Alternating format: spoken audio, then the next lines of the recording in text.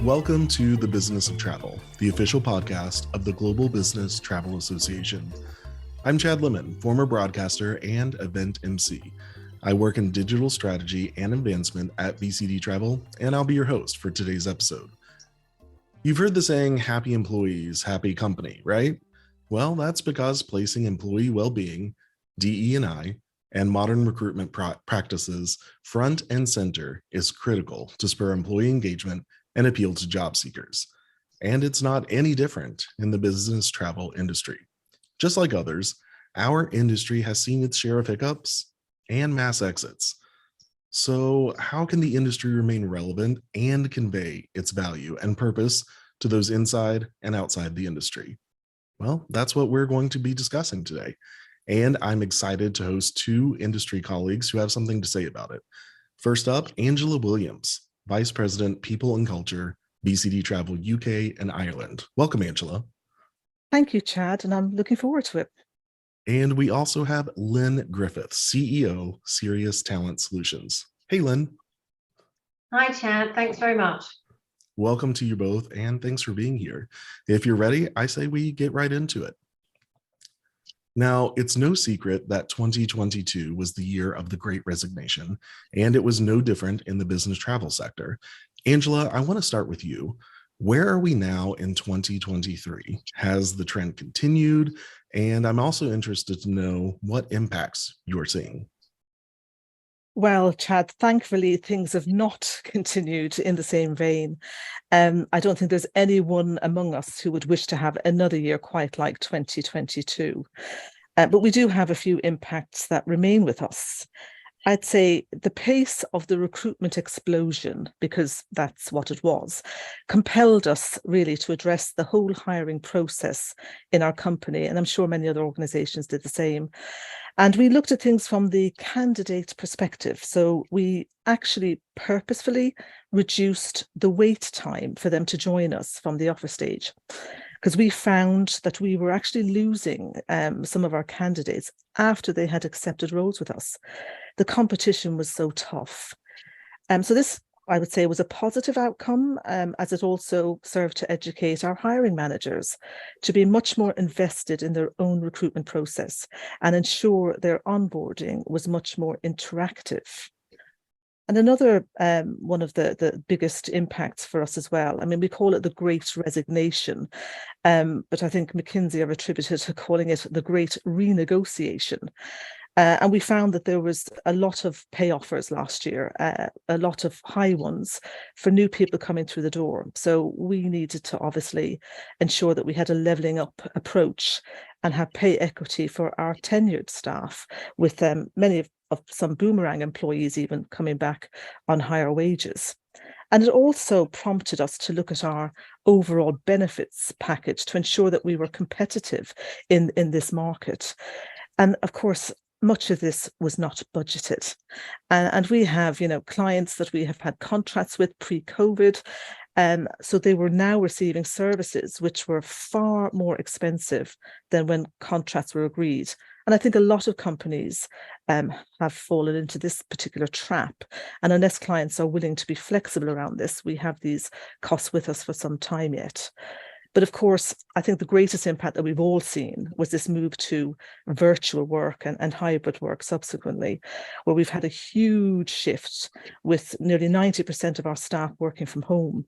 And the irony here, Chad, was that actually before the pandemic, I had an objective to increase our work from home population as part of my goals.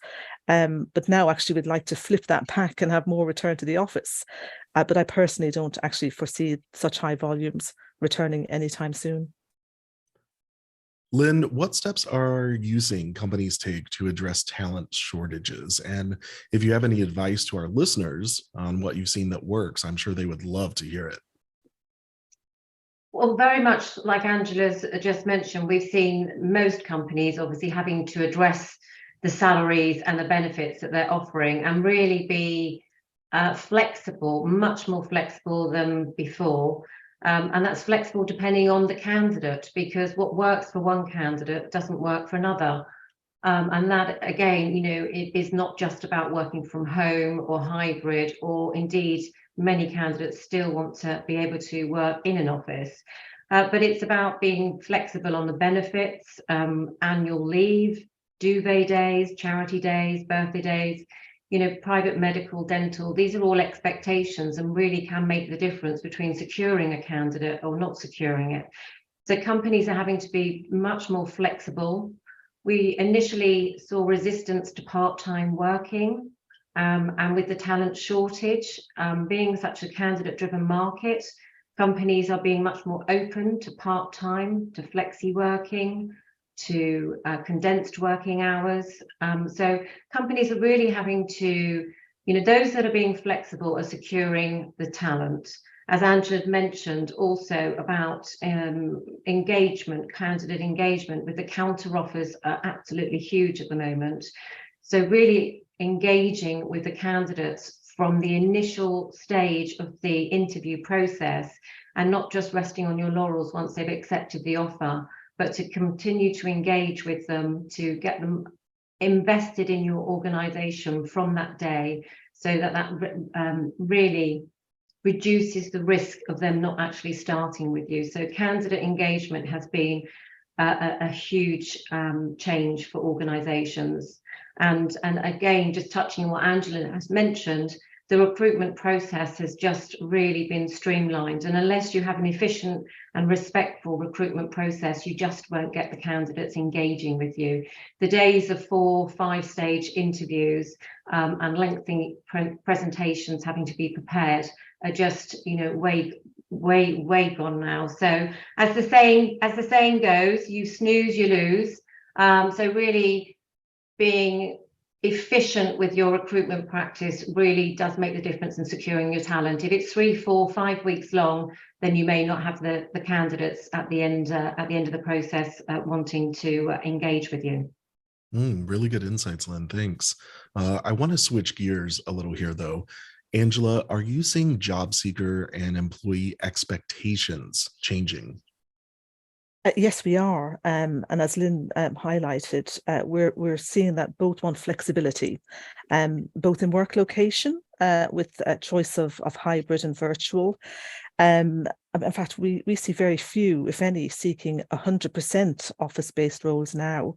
I mean, even when we do recruit for office-based roles, such as facilities, which primarily is office-based, we find ourselves in negotiations to concede 1 or more days at home. And even our managers, who have historically also wanted to hire staff to be in the office before enabling them to be home-based, are now very willing to have virtual staff from the get-go, as invariably they themselves are also based at home. And Chad, not only are we seeing an appetite for virtual and hybrid options, we're also seeing some requests to work from different locations from abroad, mainly admittedly from current employees, but we have had a few candidates ask too. And so we, like I'm sure many other employers have had to do, we've invested some time to develop a work from abroad policy, which we didn't have before. I think one of the other areas that I've seen with both job seeker and employee is around the area of well-being. This has been a very big impact, and it crops up more and more in interviews. And for years, many of us in the corporate world and many employers have had these employee assistance programs that have been totally underutilized. And now we're seeing more take-up of these services. It just seems that any taboos that may have been associated with tapping into these resources are now thankfully a thing of the past. Have any of those changing expectations surprised you? Well, a couple of things have stood out for me, really. And Lynne mentioned this about flexibility again. And I know it shouldn't really be a surprise, but it's the level of flexibility candidates seek in their new positions, mainly with timing in relation to when they wish to work. So rather than putting in, let's say, a traditional Monday to Friday 9-to-5 work week, they're asking for much more variance, which goes again to the whole work-life balance. So equal thought is now actually being given to both leisure and work time, which I've not really seen before now. And I just wanted to mention one other thing that surprised me, which was within our own company. So when I look back at the pressure that our people were under last year, and kudos to them. I mean, they really worked their socks off to try and fill these positions. I didn't expect to see, for instance, our engagement scores going up, rising. We have an engagement tool here called Peakon in BCD, and we've ended 2022 a significant 10 points higher in our Net Promoter Score. So despite the great resignation, the great renegotiation, despite all the noise and the craziness of the staffing situation, we actually have more highly engaged staff by the year end than we did at the start. Wow, that's great to hear. I want to also talk about DE&I, because an entirely new generation of industry talent will most certainly reflect all aspects of a diverse workforce. So how does BCD's DE&I approach attract more talent? Oh, yes, and I'm pleased you asked me that, Chad, because we have been very focused on trying to increase our diversity and really looking at where we are sourcing new talent from. And so we are being more intentional in how we go about it. And if I may, I would like to give a big shout out to Carol Fergus in the UK, who's working closely with our own VP of Programme Management, Steve Janot, to create opportunities for more diverse talent. And they're taking the travel apprenticeship, which BCD led as a government trailblazer a few years ago. And they're using this as a basis to support new entrants, especially from those whose communities are not so well represented within our own workforce. So if I'd like to clarify a little bit about this programme, it connects the travel apprenticeship with all players in our supply chain.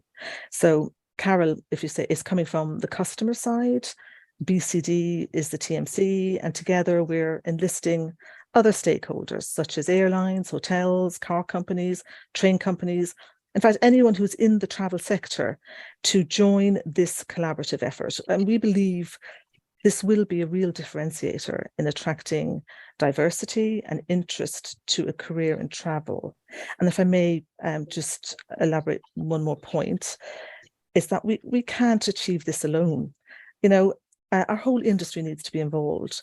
Our own Senior Vice President, Yvette Bryant, who's responsible for diversity, equity and inclusion, she would say that we must have community courage and challenge the status quo to move away from traditional hiring practices. And we even started to track our own Net Promoter Score on DE&I last year. Where we're now coming in at one of the top 10% of companies, but we know that there is much more to be done, that this is a journey, and we would strongly encourage other organizations to do the same and track their progress to see what improvements they can make. And I think by having this inclusive approach, being transparent about it, sharing our values more widely on social media platforms, for example, we believe this will help to grow our reputation as an employer of choice for candidates from non-traditional sources. Now, I want to ask you both what long-term strategies are needed overall to attract the best talent. And Lynne, let's start with you. I think there's one thing that we've learned from the pandemic is the business travel industry is not understood and recognised. So therefore, I think that we really need as an industry to raise awareness of our sector. I've been in the industry for over 30 years, and my friends and family still think that I book holidays, and they just don't really understand what the business travel industry is all about.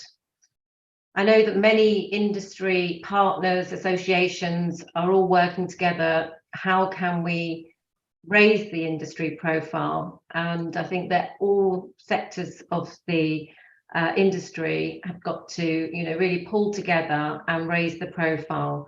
And that's, whether talking to your friends, family, local schools, colleges, universities, whatever it might be, but really to, explain to people about the travel industry and try and encourage people to join it.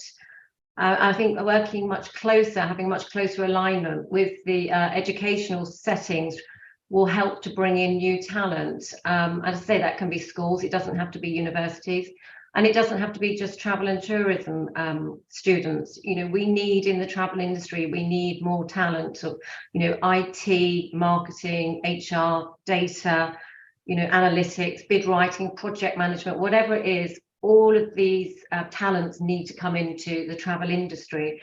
So by working with schools and colleges, we can, you know, attract new talent to bring these skills into the travel industry.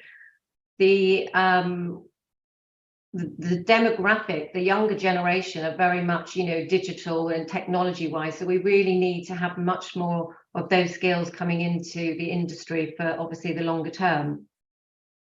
And one thing the industry has been, you know, quite bad at, to be honest, I've, you know, been running my company for 20 years now, and as trying to get non-travel people into the industry has been very difficult. They have transferable skills that they can come into the travel industry and bring that, not only those skills, but a new perspective and new views, and, you know, again, in improving diversity of thought coming into the industry.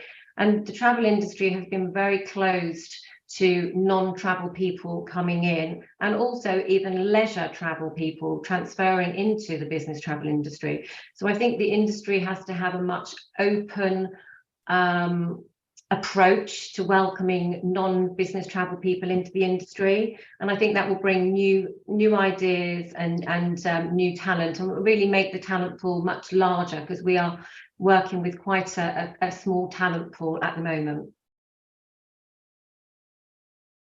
And Angela, what long-term strategies do you think are needed to attract the best talent?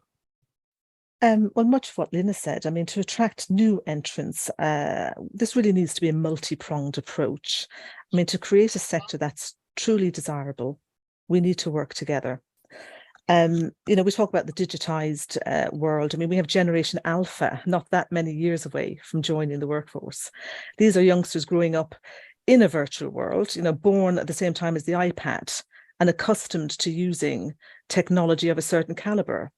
I mean, some of the booking reservation technologies out there, let's be honest, they look like they've come out of the ark. And we need really to each part of our ecosystem to step up and develop more modern tech and interfaces to attract our next generation of agents. And our sector has always been a very sociable one, and we've lost some of this, understandably, during the pandemic. We need our fresh new intakes to be able to build new ties and networks amongst their industry peers. And shared apprenticeship programs could offer this. I mean, some of our providers, for instance, they require seasonal staff. This could be a great opportunity to enrich the learning journey of an apprentice, or anyone really. So rather than being hosted entirely within BCD, say, our travel apprentices could have a great experience learning about other facets of travel firsthand across multiple businesses in our supply chain.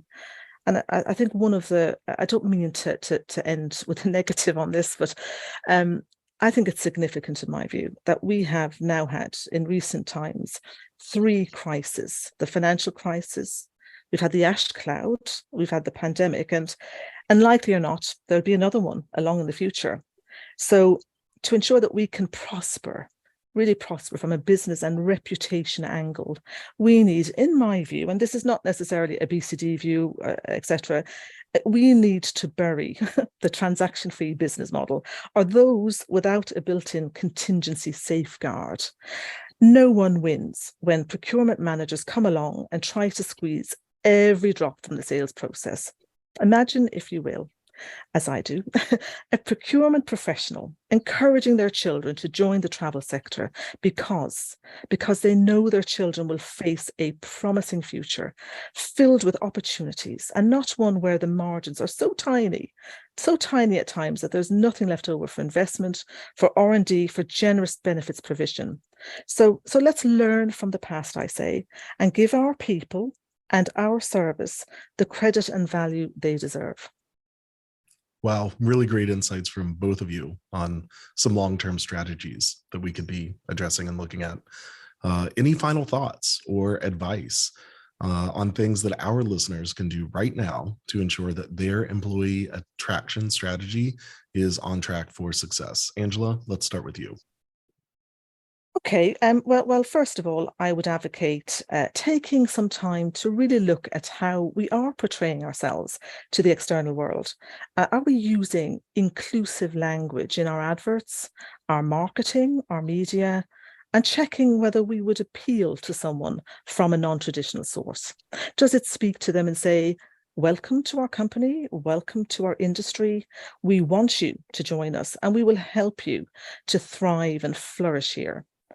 And also, I think to be more active out there on social media platforms to broaden our reach. I mean, enlisting your own employees to use their networks to share postings and updates.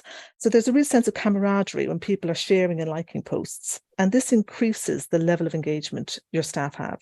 It helps everyone feel invested, having a sense of belonging with a shared purpose, and generating traffic towards platforms so that corporate positions can bubble up to the surface and inspire and create a greater awareness of roles within our sector.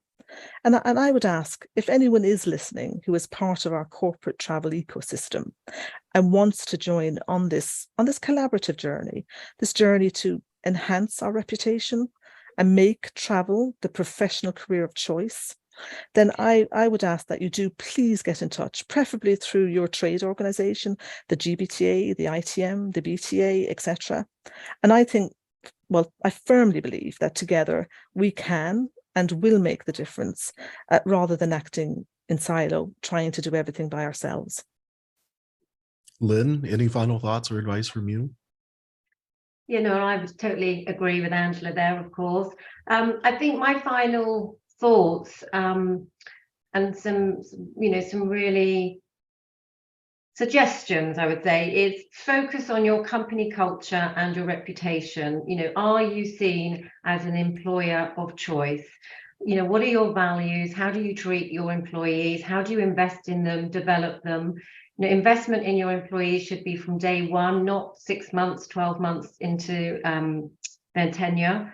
So really invest in your team and really walk the walk, not just talk the talk in terms of your values, because certainly the younger generations, this is really important to them, what your values are, work-life balance, how you're going to invest in them. So really think about your company culture and your reputation. And another thing that I would say is company culture, with working remotely, working hybrid, some organizations no longer even have an office. How are you keeping your company culture alive? And how are you motivating and developing the bonds within your employees? So if you are asking employees to go into the office, 1-2 days a week, whatever it might be, are they going in? Are their team members there? Are they just doing emails? Or could you use that time in the office or when your team get together to really share and motivate and develop them and have fun and social interaction and really develop that company culture, because that means so much to employees, but it also says so much about the travel industry. And lastly, I don't know how this is going to happen, but when I joined the industry, it was always known, it wasn't the best paid industry, but we got to do traveling, and usually traveling free, fan trips, staff competitions, travel concessions. I'm very privileged joining the travel industry when I did, that I've been able to travel quite extensively and go to places that I never thought that I would do. And that's changed over recent times. Is there a way the industry or just even an organization can bring back those travel benefits? Because the younger generation do want to travel and see the world. And if the travel industry can offer those benefits, then it would be a real, sort of incentive for people to come back into the travel industry. So they would be my 3 pieces of advice. Obviously, focusing on company culture, your reputation, and obviously trying to bring some travel benefits back to the travel industry. Great, thank you. And thank you both so much. I've really enjoyed listening to your thoughts and I know that our listeners appreciate the advice and insight. You've been listening to The Business of Travel, the official podcast of the Global Business Travel Association. For more information about GBTA and its work, visit gbta.org. And be sure to rate and review us wherever you get your podcast. Until next time, I'm Chad Lemon. Thanks for listening.